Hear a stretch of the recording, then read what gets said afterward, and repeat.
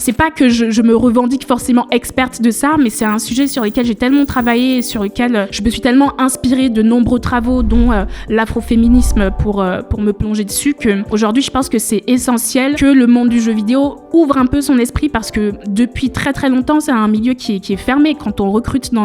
les équipes, et moi-même j'ai essayé quand j'étais plus jeune d'obtenir des stages chez Ubisoft, Riot Games et plein de studios comme ça qui m'inspirent beaucoup, et à chaque fois je me suis pris des portes au visage en fait. Donc très vite ça décourage et ça dit clairement en fait j'ai pas ma place dans ce milieu, donc j'ai pas forcément cherché ensuite à poursuivre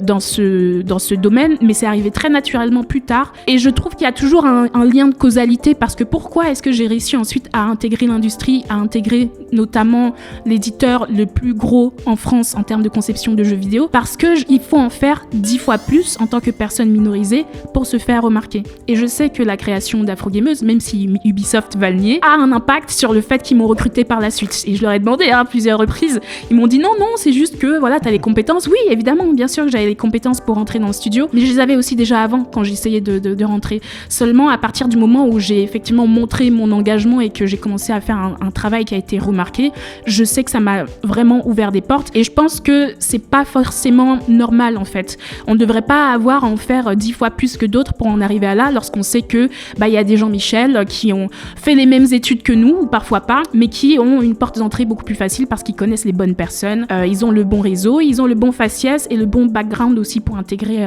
cette industrie-là.